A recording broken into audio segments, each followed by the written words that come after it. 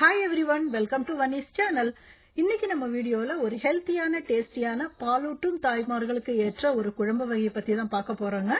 வீடியோக்குள்ள போறதுக்கு முன்னாடி என்னோட வீடியோவை ஃபர்ஸ்ட் டைம் பார்க்கறவங்களா இருந்தீங்கன்னா என்னோட சேனலை சப்ஸ்கிரைப் பண்ணிக்கோங்க. கூடவே பக்கத்துல இருக்கிற பெல் ஐகானையும் அழுத்திக்கோங்க.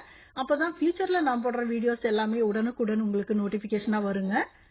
இப்ப இந்த குழம்பு வகையை பத்தி பார்க்கணும்னா இது நீலகிரி மாவட்டத்திற்கே உரிய படுகாஸுக்கான ஸ்பெஷலான ஒரு குழம்புங்க. இத நாங்க சண்டகை அப்படின்னு சொல்லுவாங்க.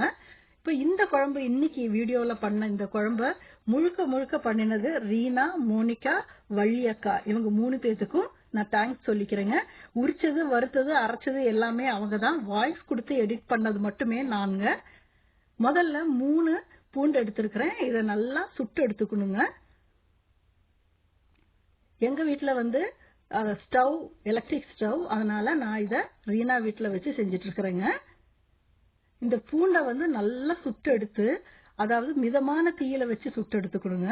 இப்ப நீங்க வீட்டுல சப்போஸ் விறகு அடுப்பு இருந்ததுன்னா அது பெஸ்ட்டுங்க. விறகு அடுப்புல அந்த கனல்ல வச்சு சுட்டு எடுத்துக்கலாம். பாரம்பரிய முறைப்படி அப்படிதான் பண்ணிட்டு இருந்தாங்க. பாருங்க, நல்லா சுட்டு எடுக்கணும். பூண்டு உள்ள நல்லா வேகணும். அதனால மிதமான தீயில வச்சு ரொம்ப நேரம் நல்லா சுட்டு எடுக்கணுங்க. இதே மாதிரி தக்காளியையும் சுட்டு எடுக்கணும். நான் இன்னைக்கு 3 தக்காளி எடுத்திருக்கிறேன். நீங்க 2 எடுக்கிறதானா கூட எடுத்துக்கலாம். உங்க ஆப்ஷனல், அது உங்களுக்கு எவ்வளவு வேணுமோ அவ்வளவு எடுத்துக்கலாங்க. இதையும் நல்லா சுட்டு எடுக்கணுங்க. அதாவது தக்காளியோட உள்ள எல்லாம் இதை மறுபடியும் நம்ம வேக வைக்க போறது இல்ல. அதனால இந்த கனல் தீயிலேயே நல்லா அதை வேக வச்சு எடுக்கணுங்க. மிதமான தீயில வச்சு கொஞ்சம் டைம் எடுக்கும். ஆனா ரொம்ப டேஸ்டா இருக்குங்க. 1 வாரம் வரைக்கும் நீங்க வச்சு சாப்பிடலாம், எதுவுமே ஆகாது. இப்ப இதுக்கு போடுறதுக்காக, இந்த குழம்புக்கு யூஸ் பண்றதுக்காக ஒரு ஸ்பெஷல் மிளகாத்தூள் யூஸ் பண்ணுவோங்க.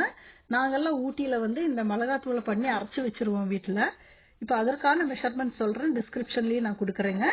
அதுக்கு சில்லி 1 கிலோ, மல்லி 2 kg. அதாவது நீங்க மிளகா 1 கிலோ எடுத்தா மல்லி 2 கிலோ எடுக்கணும்.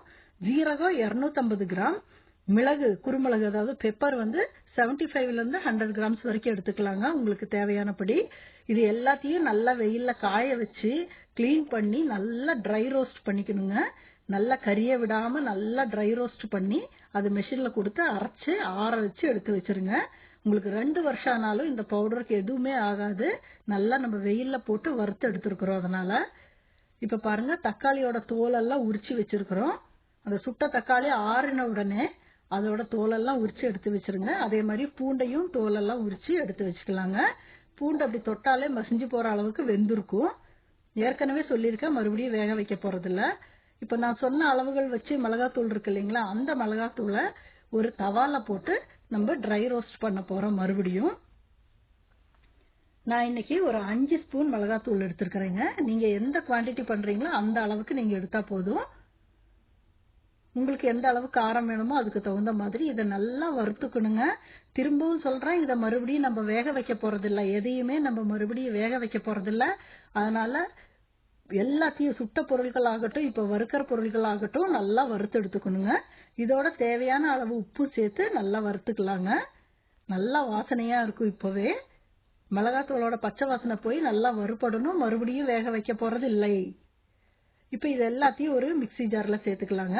வேணும்னா கொஞ்சமா தண்ணி சேர்த்துக்கலாம், இல்லைன்னா அந்த தக்காளியோட தண்ணியே இருக்கும். இது திக்கா தான் இருக்கணுங்க. இதை நல்லா அரைச்சு எடுத்துக்கலாம். நல்லா விழுது மாதிரி அரைச்சு எடுத்துக்கணுங்க. இப்ப தாளிக்கிறதுக்காக ஒரு தவால நெய் சேர்த்திருக்கிறேங்க.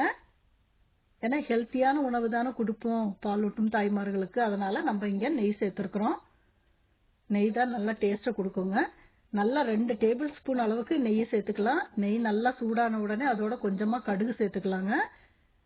கடுகு லேசா வெடிச்சு வரும்பொழுது அதோட இப்ப நம்ம சட்னி எல்லாம் தாளிக்கிறப்ப என்ன பண்ணுவோம், அரைச்சி வச்சுட்டு தாளிச்சதை சட்னியில கொட்டுவோம். அதே மாதிரி கொட்டினா போதும். இங்க உங்களுக்கு காமிக்கிறதுக்காக நான் அந்த மிக்ஸி ஜார்ல இருக்கிற அந்த விழுது இருக்கு இல்லைங்களா, அந்த குழம்பு விழுது, அதை அப்படியே இதுல ஊத்துறேங்க. ஸ்டவ் ஆஃப் பண்ணியாச்சு. இதுல ஊத்தினா அந்த தவாவோட சூடு பிளஸ் நெய்யோட சூட்ல இப்படியே அது வெந்துருச்சு. பாருங்க, கலர் எப்படி இருக்குது பாருங்க. ரொம்ப டேஸ்டா இருக்குங்க. உங்களுக்கு சொல்லும் போதே எனக்கு நாக்குல தண்ணி வருது. அந்த அளவுக்கு டேஸ்ட். ரொம்ப ஹெல்த்தியானது கூட. பாலூட்டும் தாய்மார்கள் மட்டும் இல்லைங்க, எல்லாருமே இதை சாப்பிடலாம். ரொம்ப டேஸ்டா இருக்குங்க. சாதத்தோட சாப்பிடலாம், இல்ல ராகி களியோட சாப்பிடுறதுக்கு ரொம்ப ரொம்ப சூப்பரா இருக்குங்க. அதோட சைடுல நீங்க ஒரு கீரை வச்சா போதுங்க, நல்லா இருக்கும். இந்த வீடியோ